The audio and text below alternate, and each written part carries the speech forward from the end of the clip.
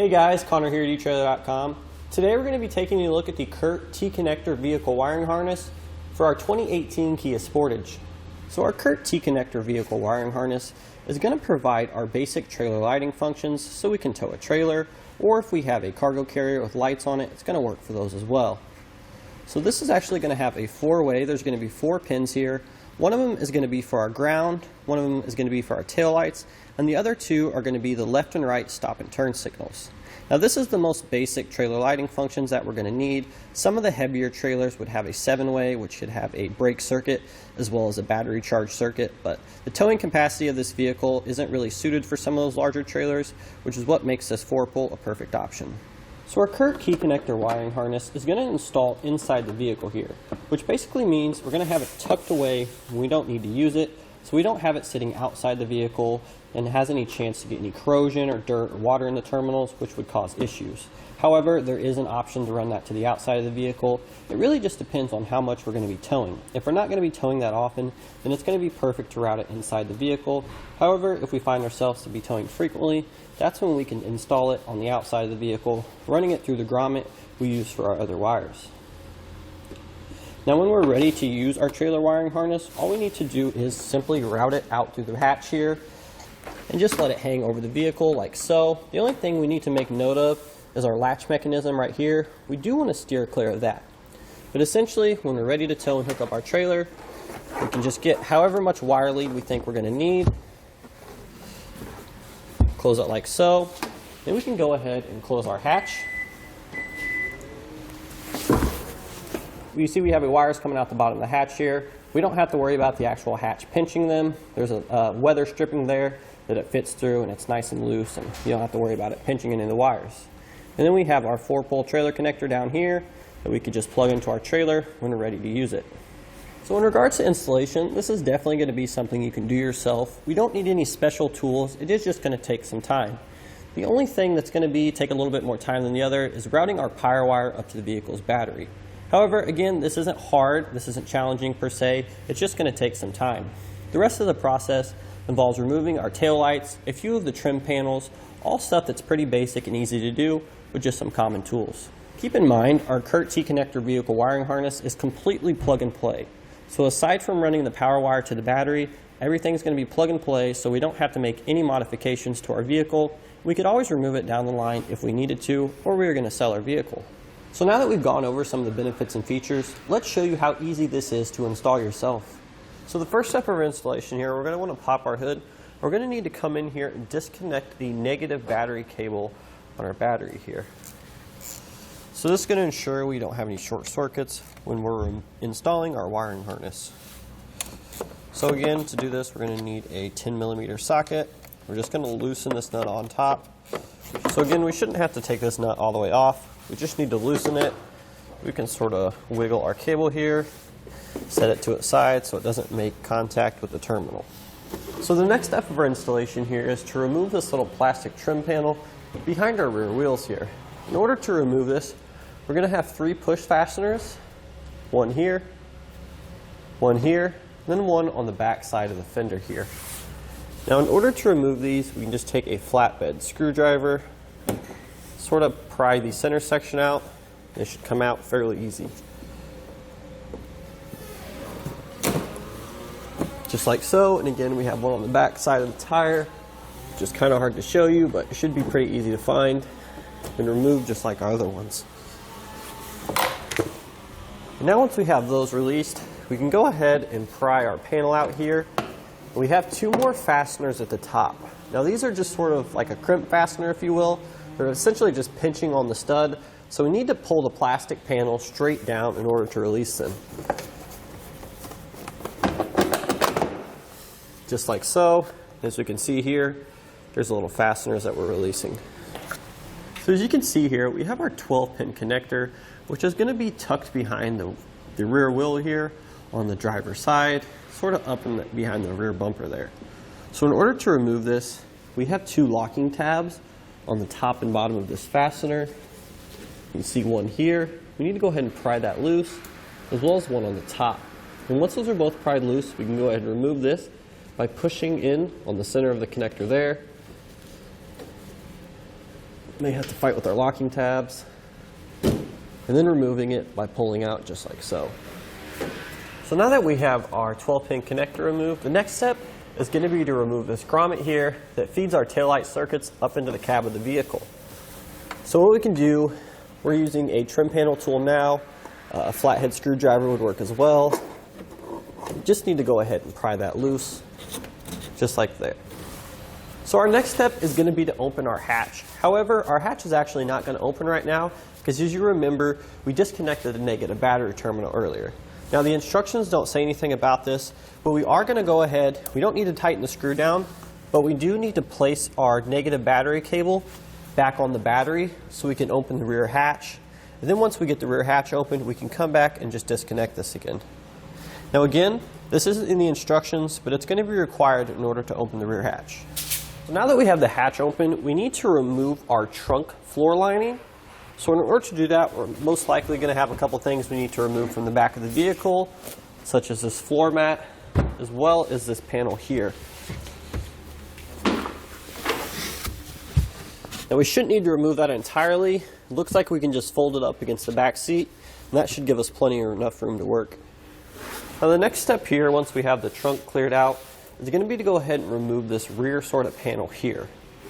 Now in order to remove this, there's going to be some push fasteners or some push clips which are holding it down here, and also on the inside of the vehicle we have these also two little rivets as well.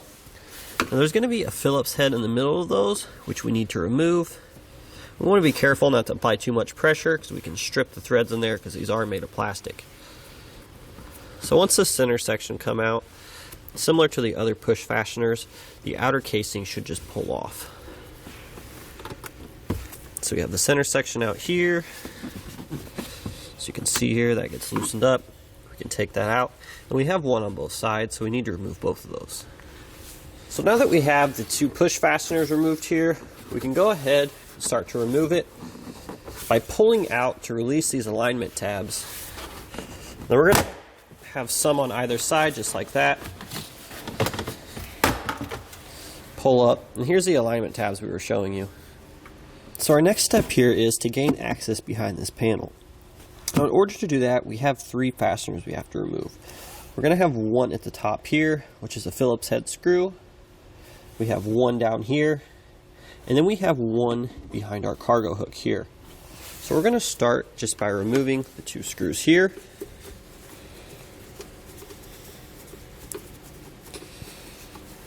Just like that. And once we get these out, we can move on to our cargo hook tie down, which is going to be a little bit harder to get to. So in order to get the fastener behind our cargo tie down, we have this little cover we need to pry off first. I'm just using a flat blade screwdriver. If you have a pick tool, that would probably work as well. We can see we could pry it up just like that. Should give us access. We'll go ahead and pull it out. So you have one Phillips head screw there, which we need to remove. And go ahead and remove the cargo nut, or the cargo hook here with our screw. So now we need to go ahead and remove our tail lights. In order to do this, we see this black plastic cover, which is going to have to come off first. You can see here we have two little slots here. We just need to go ahead and take a screwdriver and pry those back just like so. That should free this panel up to where it slides out, sort of angles out just like that. And then we have two Phillips head screws there behind it.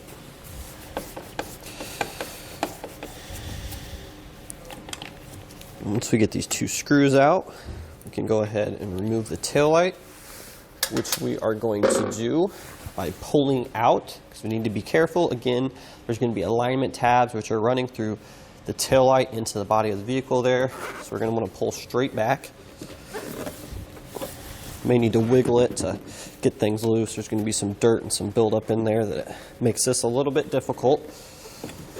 We can slip our finger sort of through this gap right here. That's about the only way I found to be able to pull this, which is going to give us enough leverage. Then we want to take our other hand here, we want to push towards us to remove the tail light here. As you can see here, we have a little fastener which secures inside the tail light here, and we have two of our alignment tabs down here which correspond to these little fasteners on the vehicle here.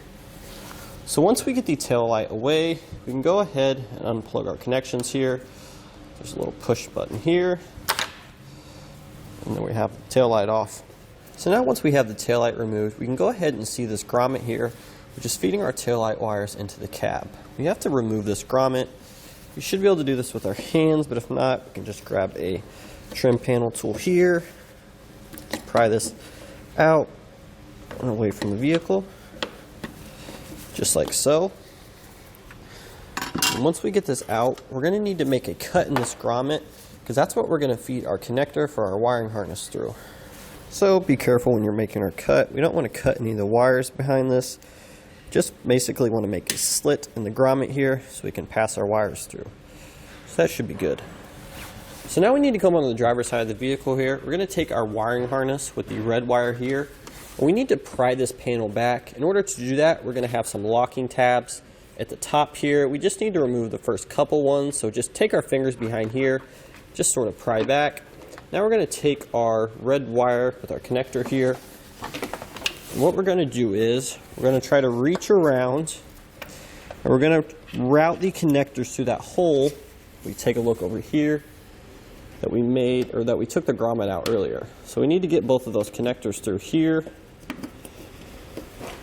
Once we have those through, we can go ahead and the slit that we cut, sort of bring those under here, around there, so it lines up with that. So we're just going to pass the wires through that slit there, just like so. Have our connectors out. We can go ahead and make our connections here. We have one of them here is going to plug into the respective connector on our T1 harness. We hear it lock into place. And the other one here is going to go into the back of our tail light. So now that we have our wires pulled through, we can go ahead and refit our grommet just like so. However, as you can see here, we have a little slit, which we don't want any moisture, water, dirt, or debris getting in that. So we need to go ahead and seal this with some black silicone. Now, depending on which kit you have, it may or may not have came with this black silicone. If sealant, if not, we carry this at eTrailer, but since ours did come with the kit, we're just going to use what's provided with us. And essentially, we're just going to try to seal this up as best as we can. Just getting around this area here. Doesn't need to be perfect or look good, just needs to do its job. So that should work. So once we have our grommet reseated and sealed up, we can go ahead and reinstall our taillight here. We can just plug our wiring harness in until we hear it click like so. Then we can slide the taillight back in place, making sure we hit our alignment tab here, and we hit the two bottom ones there. So now that we have the alignment tabs in, we can go ahead and take our Phillips head screws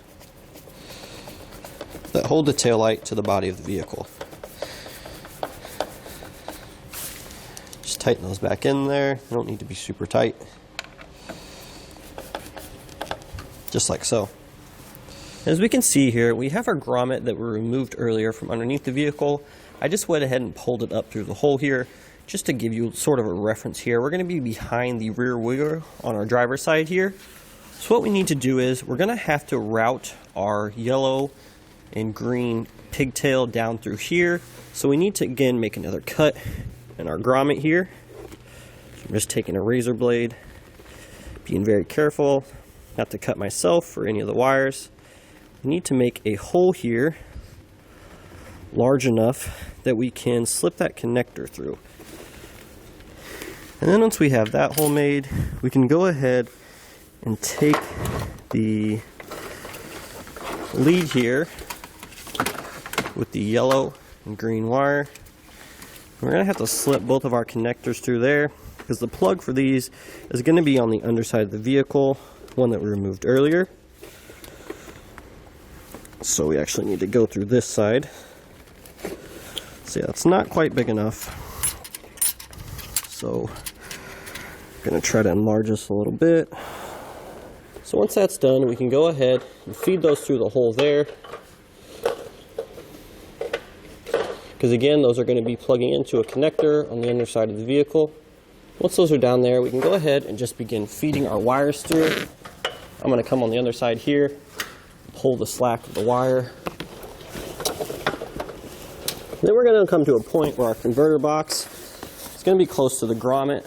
So now we need to go ahead and take our power wire here, which is going to get routed to the battery. Sort of get our wires in line here. We're going to ground up above here. We're going to take the power wire here. We're going to feed it through that grommet that we just passed our 2 connectors through. We're just going to push the rest of the excess down.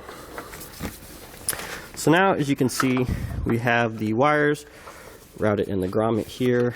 Now we're going to secure our converter box, and then we're going to ground our white wire. I'm going to use this stud we could see right here. Should be a pretty good match. Yep, just like that. So we're just going to have to find a nut to secure it to that stud there. So now we actually found a nut to go over the stud here. Keep in mind there's not going to be one included to the kit.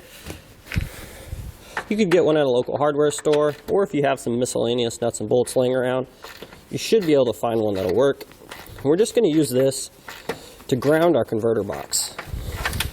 As you can see here, there was a stud that we pointed out earlier. We just used a nut we had to secure the ground wire. The next thing we're going to do is we're going to mount our converter box using the double-sided tape, which is included with our kit.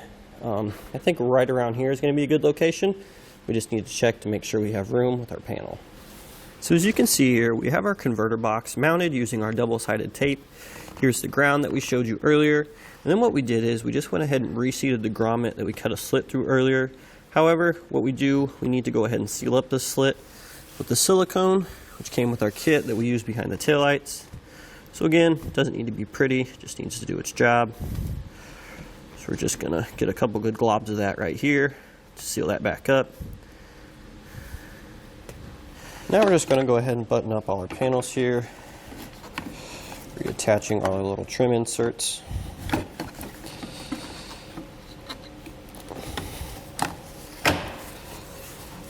So don't forget, we have our 2 Phillips screws here, and we had one down here as well. Now we're just reinstalling the cargo hook. Don't forget, we had this plastic cover that needs to go back on as well.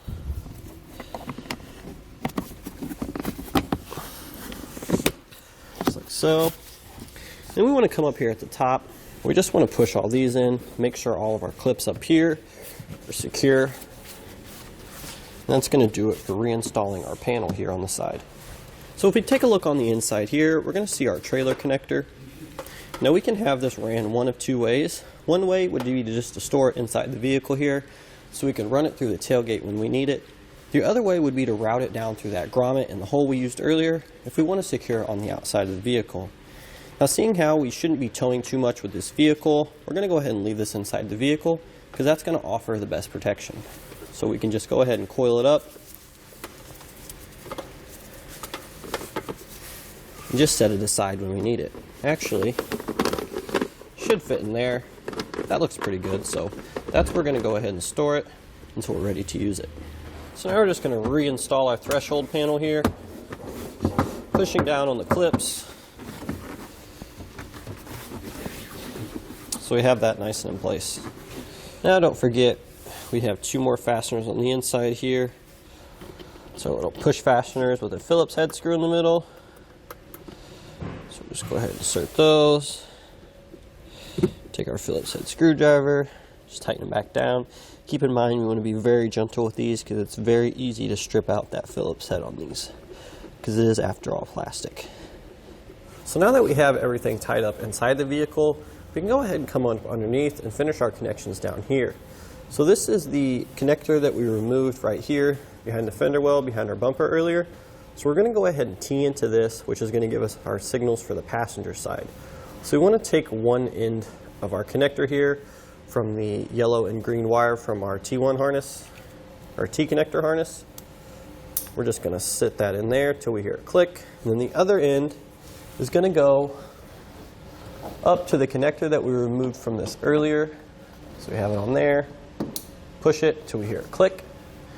Now we can go ahead and secure our wires here. I'm going to use some zip ties, just sort of tuck this back up here So what we're doing now is we're just going to go ahead and secure some of this extra wire we have here with some zip ties that are included with the kit, so we don't have to worry about the wire hanging down or getting caught on anything.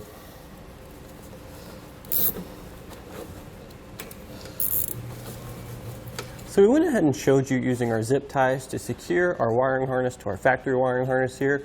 We went ahead and went one step further.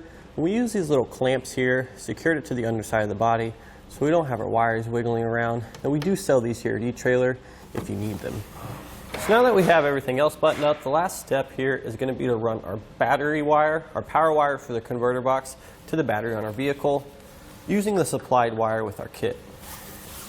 And keep in mind, you want to keep this wire away from any moving parts or our exhaust for that matter.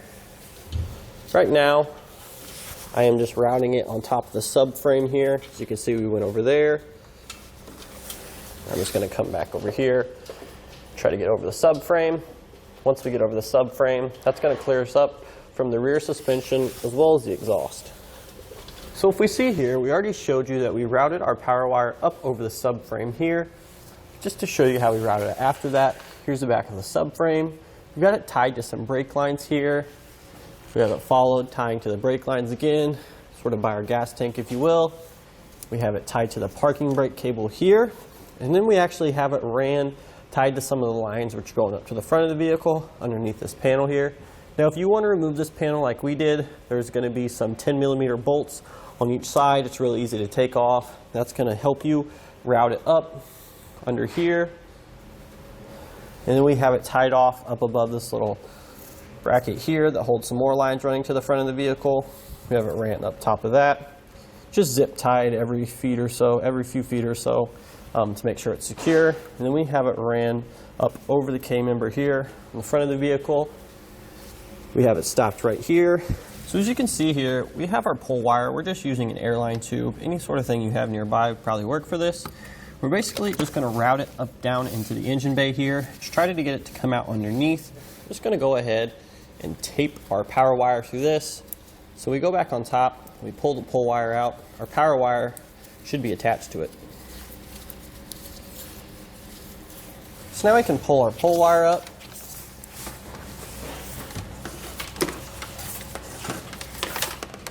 As you can see here, we're going to be routing it to the positive terminal on the battery. So it looks like we have some excess. I'm going to route it around here. We're going to cut this off.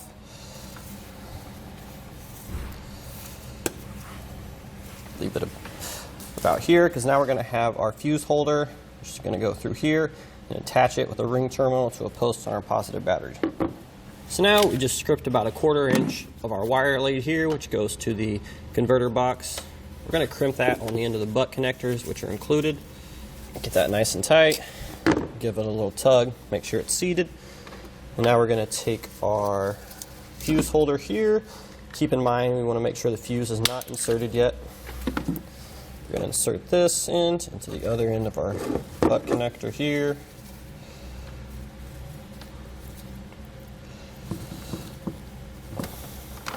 And again, give it a nice little wiggle to make sure it's seated in place. Didn't quite get a good crimp on that, so we're just going to tighten that one back down. Now we have the other end here. Once we have it crimped, or once we have the jacket removed, go ahead and put it into our ring terminal here. And again, just crimp this down onto here. Just like so. Now we can go ahead and remove one of these nuts here on our terminals. It's going to be a 10mm socket, so we can attach the ring terminal from our power wire. So now we're just using our 10mm socket, removing one of the nuts on here, so that way we can take the ring terminal on our power wire and attach it like so. Before I tighten this down, I do want to check clearance of our cover here. So the case here, which is protecting our battery terminals, is actually sealed. So there's no way we're going to be able to run out the wire unless we make some modifications. So what we're going to do is, near the terminal that we're going to be using, we're just going to go ahead and notch out a section here. That way we can run our wires through. It doesn't need to be real big. Just something like that. That way we can run the wire through. And I'm actually going to take this, just connect that like so. Keep in mind we do still need to reinstall our fuse, so we want to make sure our fuse holder is still accessible. Tighten this back down, just like so. We should have clearance with the notch that we made. Perfect. We're going to insert our 10 amp fuse into the fuse holder, just like so. Make sure we put the cap on, and then we are going to reinstall our negative battery post back onto the battery and tighten this down with our 10mm ratchet and socket. Just give that a nice little tug, make sure it's secure. Now before we test our lights to make sure they work, we have one final connection we need to make, which is the power wire we ran up to the battery to the vehicle's converter box. So, similar to how we've been doing, attach our butt connector once we strip some wire off. The power wire coming from the converter box is already stripped, so should just be able to mate these two together. Just like so. And now that we have everything installed, we have our power wire attached, we can go ahead and test our taillights. We're going to be using a 4-pole tester, which you can get here at etrailer.com, or you could obviously just hook up to your trailer as well. So here we have the brakes, we have the right turn, we have the left turn, and then finally we have our taillights.